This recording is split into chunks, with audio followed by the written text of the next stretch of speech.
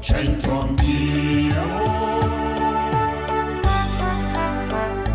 c'entro anch'io. Rieccoci qui, chiudiamo queste puntate, questo ciclo di 15 puntate di C'entro Anch'io in compagnia di un personaggio non molto amato dagli studenti, che però ha conosciuto la nostra città, in qualche modo l'ha visitata, si è fermato. Ugo Foscolo.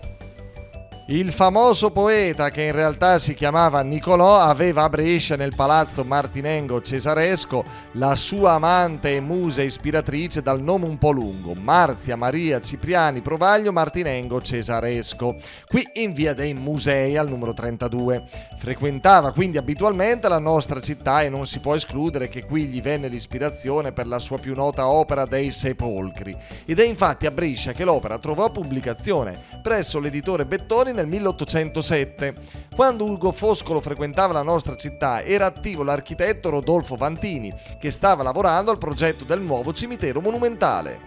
Sentite, il modo di dire di oggi è molto particolare. Un urde boco, tanto il vale, poco il costo. Bene, andiamo a interrogare i milanesi, insomma, quelli che abbiamo incontrato a Milano, dai. Di nuovo in compagnia di questi simpatici giovanotti che abbiamo già beccato in qualche puntata fa, qualche puntata precedente. Allora, come sono andate le cose a Foligno? Ti ha riconosciuto? Voglia, tutti quanti, tutta gente, non riuscivo a muovermi, dovevo spostarmi un po' così, io dovevo chiamare la sicurezza, era veramente un disastro. Pieno, era incredibile. Tutti che spingono, autografi, selfie. Esatto. Ma che ce la crede sto qua? Avete trovato proprio quello giusto stavolta. Però che importa, magari non sarà quel gran bel pezzo di manzo, ma se c'hai i soldi. Simpaticissimo. Ma chi lo Prego. Meglio la simpatia che la bellezza. Bellezza passa, la bruttezza resta, bravo, giusto, ne so qualcosa io. Un ur de boca, tante il val che poca il costa. Avete capito? Un ur de boco, tanto il val e poca il costo. Hai capito qualcosa, Foligno? Zero. Tu? Manco io. Un ur de bocca, l'onore di bocca, cioè l'onestà nel parlare ha grande valore e costa poco. Ok? Però ha anche un altro significato.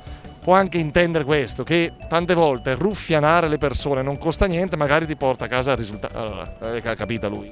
Di nuovo in compagnia della simpatica colombiana e del marito cubano. Cubano Ma originario. de Miami e America.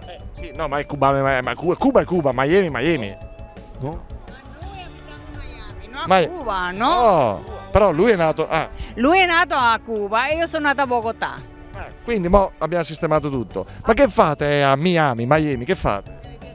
La spiaggia e tutto, il mare. È bello, è una cosa diversa. Credo.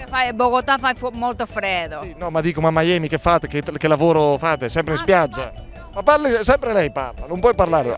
Oh, tutti i mariti sono uguali in tutto il mondo, devono stare a silenzio.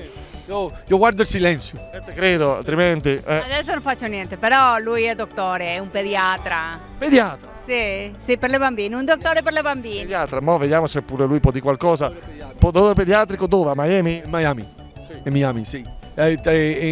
Lavoro in ospitali. Ah, bello, io conosco una pediatra che se magari ci fosse bisogno possiamo venire a Miami a lavorare. Come si chiama? Come si chiama? Si chiama. Non mi ricordo. Oh. Ma Maria? Maria, io conosco Maria.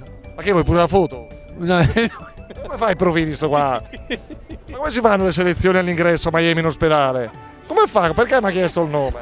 Non so, l'hanno lasciato entrare all'ospedale, non so perché. Seguilo, va. Un ur de boca, prova a leggere, vai. Un ur de boca, tante il vale e poca le costa. Che hai capito? Non ho capito cosa vuole dire. Prova a leggerlo pure. Ok, io lo leggo. Un de boca, tante le vale e poche il costa. Cosa vuoi dire? La leggio, sì. Vabbè. Lo spieghiamo tra poco, va bene? Bene. Ciao Miami. Ciao. Ciao. C'entro anch'io.